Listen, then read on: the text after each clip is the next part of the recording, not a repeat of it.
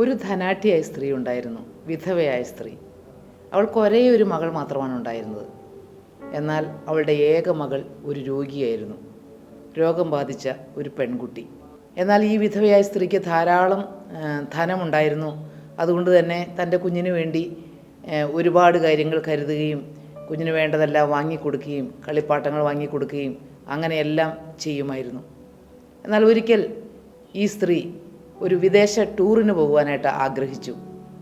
തൻ്റെ കുഞ്ഞിനെ നോക്കുവാനായിട്ട് ഒരു വേലക്കാരിയെ ആക്കിയിട്ട് വേലക്കാരിയുടെ അടുക്കൽ ആ വലിയ വീട്ടിൽ തൻ്റെ ഏക മകളെയും വേലക്കാരിയെയും ആക്കിയിട്ട് ഈ വിധവയായ സ്ത്രീ തൻ്റെ കൂട്ടുകാരുമൊത്ത് ദൂരദേശത്തേക്ക്, ഒരു വിദേശത്തേക്ക് ടൂറിനായി പോയി. കുറേ നാളുകൾ എടുക്കുന്നതായ ഒരു വിദേശ പര്യടനമായിരുന്നു അത്. പോകുന്ന സമയം പെൺകുട്ടി കരയുകയും അവളുടെ അമ്മയുടെ സാമീപ്യം നഷ്ടപ്പെടുന്നോർത്ത് സങ്കടപ്പെടുകയും എല്ലാം ചെയ്തപ്പോൾ ഈ അമ്മ ഇവളോട് പറഞ്ഞു, മകളെ, ഞാൻ നിനക്ക് ഒരുപാട് സമ്മാനങ്ങൾ കൊടുത്തയക്കാം. ഞാൻ അവിടെ ചെന്ന് കഴിഞ്ഞാൽ വിലപിടിപ്പുള്ളതായ സമ്മാനങ്ങളെല്ലാം നിനക്ക് വേണ്ടി ഞാൻ കൊടുത്തയക്കാം.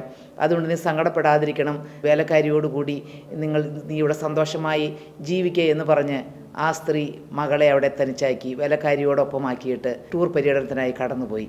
അവിടെ ചെന്ന് കുറച്ച് നാളുകൾക്കകം തന്നെ ഇവൾക്ക് ധാരാളം സമ്പത്തുണ്ടല്ലോ. അപ്പോൾ അവളുടെ സമ്പത്ത് ഉപയോഗിച്ച് ധാരാളം ഈ മകൾക്ക് വേണ്ടതായ എല്ലാ ആവശ്യമുള്ളതായ സാധനങ്ങൾ, കളിപ്പാട്ടങ്ങൾ, ഭക്ഷണ സാധനങ്ങൾ, അങ്ങനെ ഒത്തിരി കാര്യങ്ങൾ ഈ മകൾക്ക് വേണ്ടി വിദേശത്ത് നിന്ന് അയച്ചു കൊടുത്തു. ഈ സമ്മാനം വീട്ടിൽ വന്നു കഴിഞ്ഞപ്പോൾ വേലക്കാരിയായ ആ സ്ത്രീ ആ സമ്മാനങ്ങളെല്ലാം കൊണ്ടുവന്ന് ഈ മകളുടെ അടുക്കൽ സമ്മാനപ്പൊതികളെല്ലാം അഴിച്ചു വെച്ചിട്ട് ആ മകളോട് പറഞ്ഞു, മകളെ, നിൻ്റെ അമ്മ നിനക്ക് വേണ്ടി കൊടുത്തയച്ചതാണ്. ഇത്രയേറെ സമ്മാനങ്ങളാണ് നിനക്ക് വേണ്ടി കൊടുത്തയച്ചിരിക്കുന്നത്. നിൻ്റെ അമ്മയ്ക്ക് എന്തുമാത്രം സ്നേഹമാണ് നിന്നോടുള്ളത്. ഇത്രയേറെ കരുതുന്ന ഒരു അമ്മയെ നിനക്ക് ലഭിച്ചല്ലോ എന്നെല്ലാം പറഞ്ഞ് ഈ സമ്മാനങ്ങളെല്ലാം കാണിച്ചുവെങ്കിലും ഈ പെൺകുട്ടി അതിലൊന്നും സന്തോഷിച്ചില്ല. അവൾ ആ സമ്മാനപ്പൊതികളിലേക്കൊന്നും തിരിഞ്ഞു നോക്കിയതുപോലുമില്ല. അവൾ കരഞ്ഞുകൊണ്ടേയിരുന്നു. അവൾ ആ വേലക്കാരിയോടായി പറഞ്ഞു, എനിക്ക് ഈ സമ്മാനങ്ങളൊന്നുമല്ല വേണ്ടത്, എൻ്റെ അമ്മയുടെ സാമീപ്യമാണ് എനിക്ക് വേണ്ടത്. ആ രോഗിയായ കുഞ്ഞിന് ആവശ്യം അവളുടെ അമ്മയുടെ സാന്നിധ്യമായിരുന്നു. താൻ ഏകയായിരിക്കുമ്പോൾ, തനിക്ക് രോഗമുള്ളതുകൊണ്ട്, തനിക്ക് മറ്റുള്ളവരുടെ സഹായം ആവശ്യമുള്ളതുകൊണ്ട് തൻ്റെ സ്നേഹമുള്ള അമ്മയുടെ തലോടലും ആ അമ്മ തന്നോട് അരികിലിരിക്കുവാനാണ് ആ കുഞ്ഞ് ഇഷ്ടപ്പെട്ടത്, ആ മകൾ ഇഷ്ടപ്പെട്ടത്.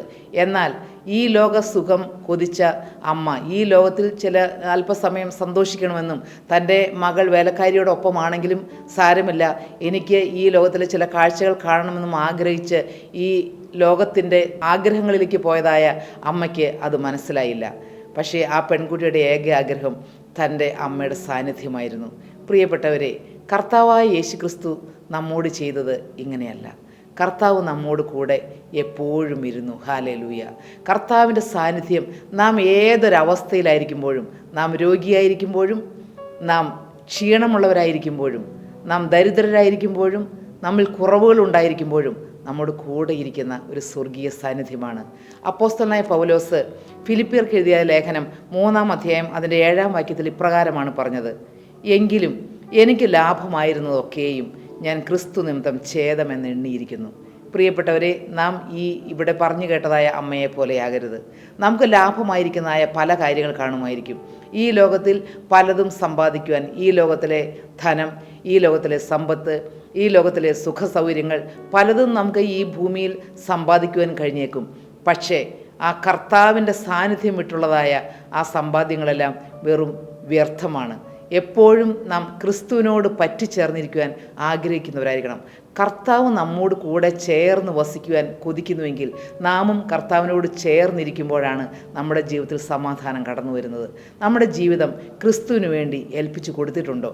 കർത്താവായ യേശു ക്രിസ്തുവിൻ്റെ കരങ്ങളിലേക്ക് നമ്മുടെ ജീവിതം എന്നേക്കുമായി ഏൽപ്പിച്ചു കൊടുത്തിട്ടുണ്ടോ? ജീവിതത്തിൽ കുറവുകൾ ഉണ്ടായിരിക്കാം, ഒരുപക്ഷെ കടബാധ്യതകൾ ഉണ്ടായിരിക്കാം, വലിയ മാരക രോഗത്തിൻ്റെ പ്രയാസങ്ങളിൽ കൂടിയായിരിക്കും കടന്നു പോകുന്നത്. എനിക്കറിയാം, എനിക്ക് പ്രിയപ്പെട്ടതായ ഒരു ഫാമിലിയിലെ ഒരു ബ്രദറിന് മാരകമായ ക്യാൻസർ രോഗമാണ്. വളരെ പ്രതികൂലങ്ങളിൽ കൂടി അവർ കടന്നു പോവുകയാണ്. അദ്ദേഹത്തിൻ്റെ ഭാര്യയും കുഞ്ഞുങ്ങളുമെല്ലാം എൻ്റെ ഹസ്ബൻഡിനെ വിളിച്ച് പ്രാർത്ഥിക്കുന്നതെല്ലാം ഞാൻ കാണാറുണ്ട്, കേൾക്കാറുണ്ട്. വളരെ സങ്കടങ്ങളിൽ കൂടി കടന്നു പോവുകയാണ്. പക്ഷേ അപ്പോഴും പ്രത്യാശ കൈവെടിയാതെ ക്രിസ്തുവിൻ്റെ മറവിൽ ചാരുന്നു.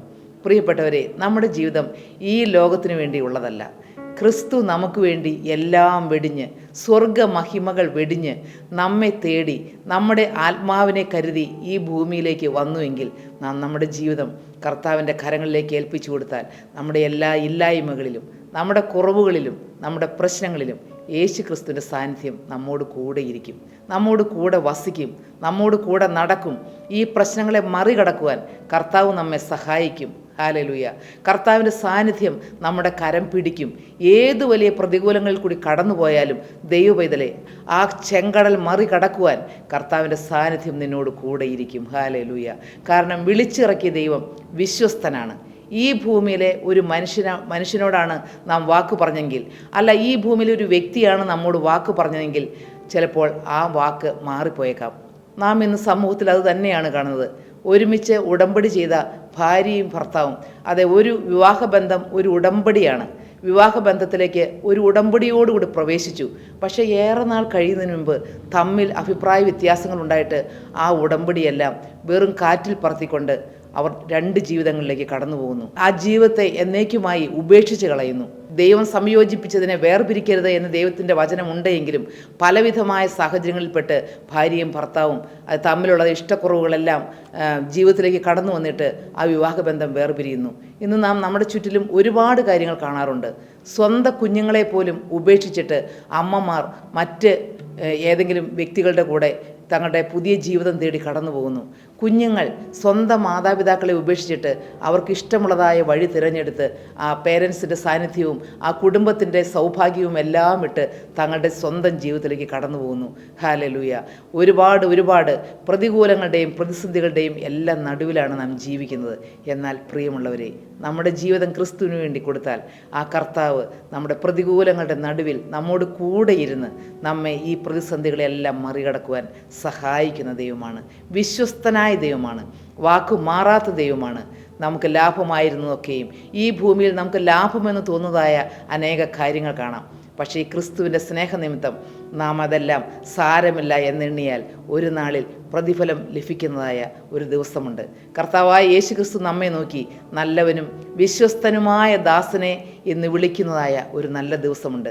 പ്രതിഫലം പങ്കിടുന്നതായ ആ നല്ല നാളിൽ കർത്താവിൻ്റെ കരങ്ങളിൽ നിന്ന് നമുക്കും പ്രതിഫലം വാങ്ങാം. യജമാനൻ കടന്നു വരുമ്പോൾ, അതെ, അവൻ്റെ സന്നിധിയിൽ നല്ല വേലക്കാരായി കാണുന്ന ദാസന്മാരായി, അവൻ്റെ വയലിൽ വേല ചെയ്യുന്ന നല്ല വേലക്കാരായി നമുക്ക് കാണപ്പെടാം. ഹല്ലേലൂയ.